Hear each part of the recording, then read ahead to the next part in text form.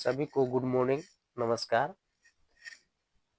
Education knowledge YouTube में channel में आप सभी को स्वागत है। मैं क्लास 10th का मैथ पढ़ाने जा रहा हूँ, जो चैप्टर है बहुपद के मसा और लसा। इससे पहले मैं जो वीडियो बनाया था, मसा को किस प्रकार से हल किया जाता है, मसा कैसे हल करते हैं, मसा के बारे में किस प्रकार से पढ़ा जाता है, हमने बताया था।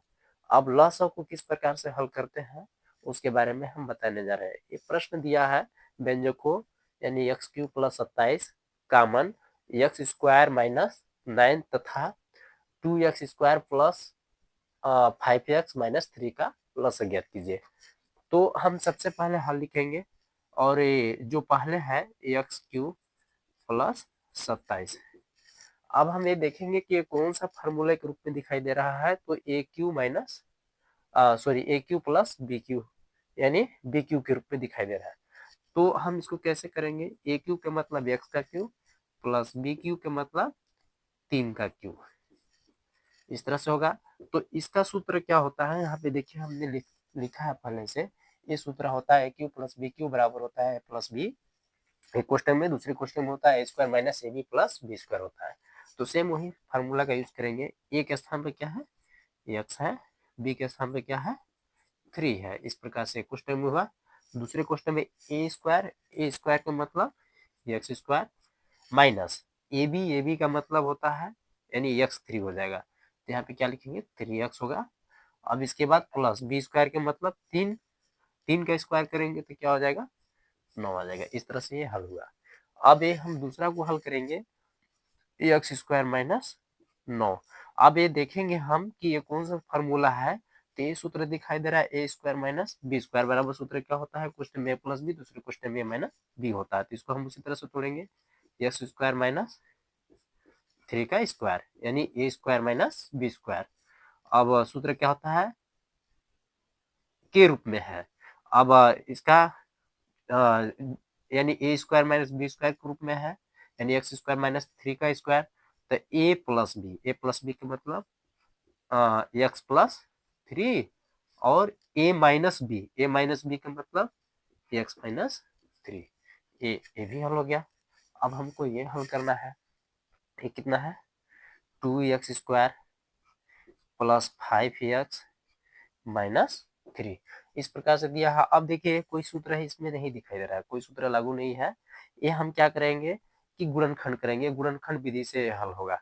तो इस गुणनखंड विधि में क्या होता है कि जो पहले जो संख्या जो होती है, पहली संख्या है लास्ट वाली संख्या के साथ क्या करता है, गुणा करता है।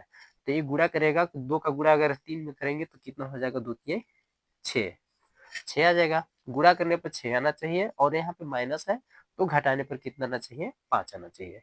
तो हम कौन सी संख्या में से गुणा करें 6 में कि घटाने पर 5 आ जाए और गुणा करने पर 6 आ जाए। तो अगर हम 1 से गुणा करेंगे तो 6 आएगा और इसी को यदि हम घटा देंगे तो क्या आ जाएगा, 5 आ जाएगा। तो ये संख्या हम कहाँ पे लिखेंगे, इसके स्थान पर लिखेंगे। तो इसको लिखिए 2x स्क्वायर प्लस 6 माइनस 1 कोष्टक में x, फिर कितना है माइनस 3, इस तरह से लिख देंगे। अब क्या करेंगे, जो कोष्टक लगी है उसको तोड़ना है यानी 2x स्क्वायर, इसको सेम लिखेंगे जस के तस। अब इसका गुणा इसमें होगा तो कितना हो जाएगा, 6x हो जाएगा यानी 6x।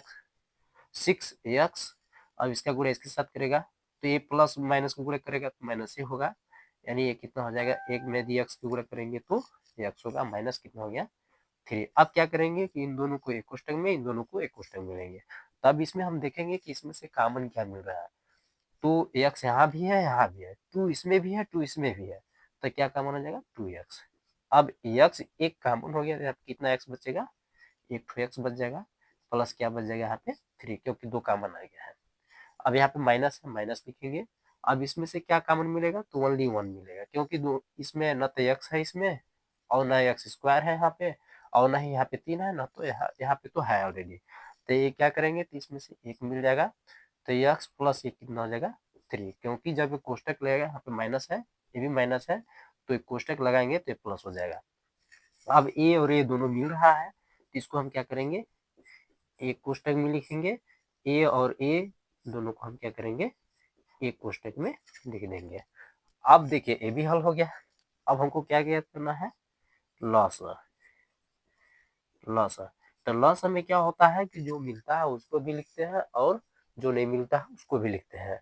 तो देखिए x+3 यहाँ है और x+3 है, तो हम यहाँ पे क्या लिखेंगे, x+3। अब देखिए अब क्या है, ये इसमें नहीं है, इतना इसमें भी नहीं है, इसको भी हम उतार देंगे। x² माइनस 3x प्लस यानी 9, ये हो गया। अब ये दोनों उतर गया। अब इसमें से देखिए x-3 और x-3 है नहीं है, तो इसको भी लिख देंगे x-3 इस तरह से, और इसको भी उतार देंगे 2x-1। यदि हम चाहेंगे तो इसको क्या कर सकते हैं, x² माइनस 9 भी लिख सकते हैं इसको, या तो ये आंसर हुआ, इस तरह से आंसर हुआ। लॉस इस प्रकार से निकाला जाता है। आप सभी लोगों को समझ में आ गया होगा। बहुत बहुत धन्यवाद।